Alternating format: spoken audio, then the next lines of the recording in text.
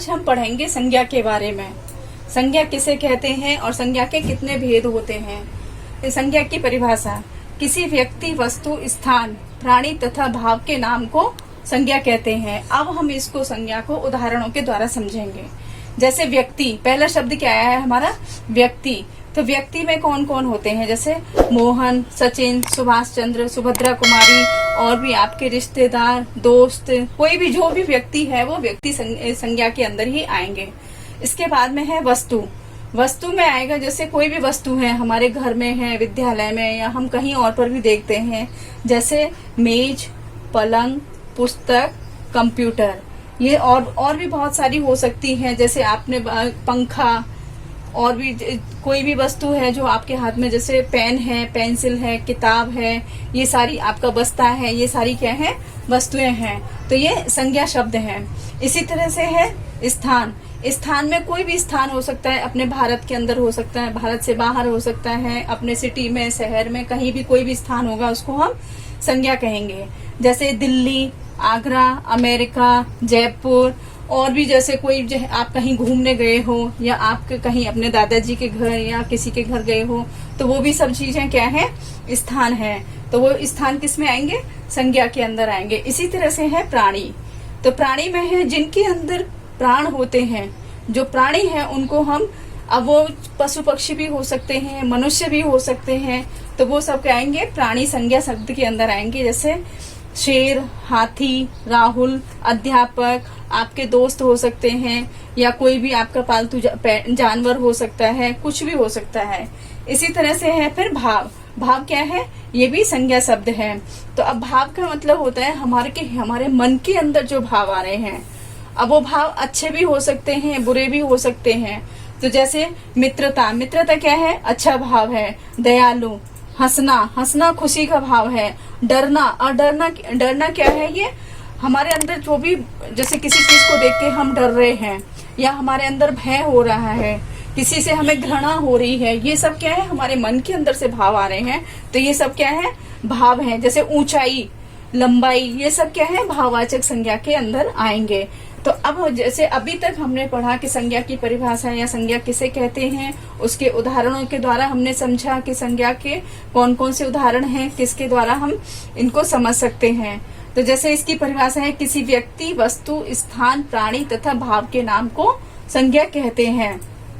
अब हम पढ़ेंगे संज्ञा के भेदों के बारे में। मुख्यतः संज्ञा के 3 भेद ही होते हैं। बाकी इसको 2 भेदों को समुदायवाचक और द्रव्यवाचक को जातिवाचक के अंदर रखते हैं। तो इसमें पहला भेद है व्यक्तिवाचक संज्ञा, दूसरा है इसमें जातिवाचक संज्ञा, तीसरा है भाववाचक संज्ञा। लेकिन जो जातिवाचक संज्ञा है इसके अंदर 2 भेद हो रहे हैं, इसके उपभेद बताए गए हैं। जैसे समुदायवाचक या समूहवाचक संज्ञा, या फिर द्रव्यवाचक संज्ञा। अब पढ़ेंगे हम संज्ञा के पहले भेद के बारे में। जैसे पहला भेद है व्यक्तिवाचक संज्ञा।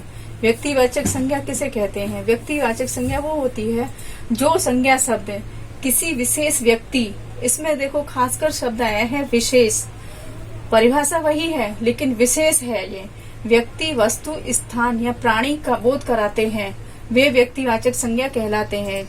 जो शब्द हमें किसी व्यक्ति के बारे में विशेष, खासकर स्थान है, प्राणी है या वस्तु है, उसके बारे में पता कर रहे हैं, तो उसको कहेंगे हम व्यक्तिवाचक संज्ञा। जैसे हम इसमें अब उदाहरणों से 1-2 उदाहरण के द्वारा समझेंगे।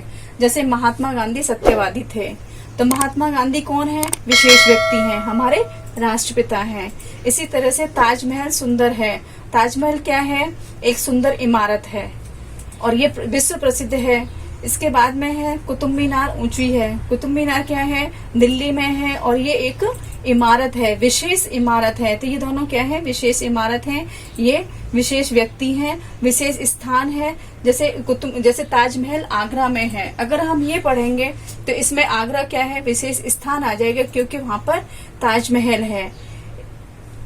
तो ये सारे शब्द क्या हो गए? व्यक्तिवाचक शब्द, उनसे हम कहेंगे व्यक्तिवाचक संज्ञा।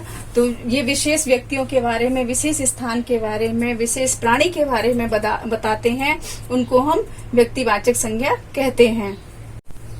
अब हम पढ़ेंगे संज्ञा के दूसरे भेद के बारे में, जातिवाचक संज्ञा।